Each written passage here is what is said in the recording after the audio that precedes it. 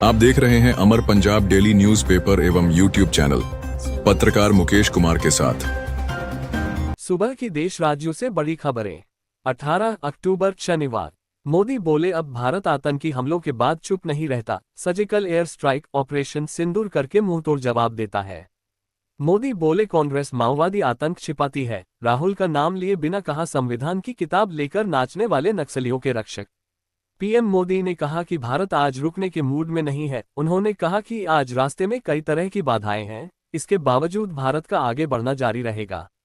PM ने कहा कि आज भारत आतंकी हमलों पर चुप होकर नहीं बैठ जाता है, अब हम ऑपरेशन सिंदूर से जवाब देता है। पीएम मोदी एनडीटीवी के एक कार्यक्रम में बोल रहे थे। पीएम मोदी ने कांग्रेस पर निशाना साधते हुए कहा कि बैंकों के सरकारीकरण ने इसे आम आदमी से दूर कर दिया। उन्होंने इसके लिए तत्कालीन प्रधानमंत्री इंदिरा गांधी को जिम्मेदार ठहराया। उन्होंने कहा कि हमने बैंकों का लोकतंत्रीकरण किया है। उन्होंने कहा कि हमने बैंकिंग सेक्टर में सुधार किए, आज गांव-गांव तक बैंक पहुंच चुके हैं। पीएम मोदी ने कहा कि कोरोना के समय भारत को लेकर लोगों के मन में कई सवाल थे, लेकिन हमने अपनी वैक्सीन बनाई। उन्होंने कहा पिछले 11 साल में भारत ने लगातार उन्नति की है। 2014 से पहले भारत में महिलाओं की सुरक्षा समेत कई तरह के सवाल थे, लेकिन आज कहानी पूरी तरह से बदल चुकी है। उन्होंने कहा कि भारत की यूटीआई का पूरी दुनिया में राज है। 20 सालों में बिहार में सबसे बड़े बहुमत से बनेगी एनडीए सरकार, सारण में बोले अमित शाह। गृह मंत्रालय ले हिंसा की कराएगा न्यायिक जांच, रिटायर्ड जस्टिस बीएस चौहान को जिम्मेदारी। 24 सितंबर को हिंसा में 4 मौतें हुई थीं। गुजरात की भूपेंद्र पटेल सरकार ने कैबिनेट में विभागों का नया बंटवारा कर दिया है। मुख्यमंत्री भूपेंद्र पटेल ने खुद सामान्य प्रशासन, प्रशासनिक सुधार और प्रशिक्षण समेत कई महत्वपूर्ण विभागों की जिम्मेदारी संभाली है।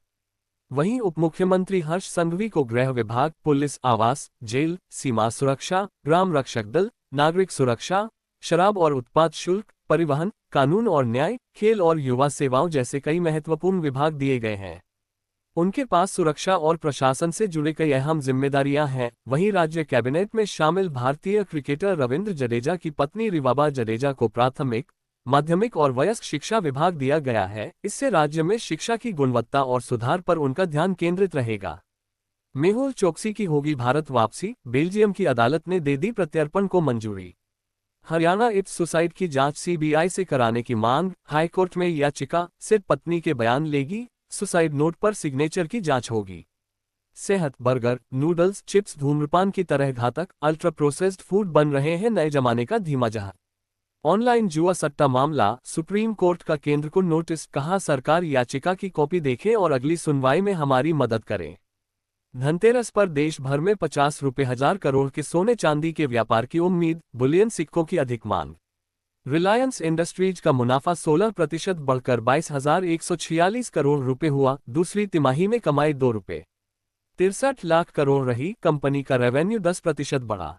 भारत बंद कर देगा रूसी तेल की खरीद, ट्रंप ने फिर की बेतुकी टिप्पणी। भारत पहले ही खारिज कर चुका है बयान।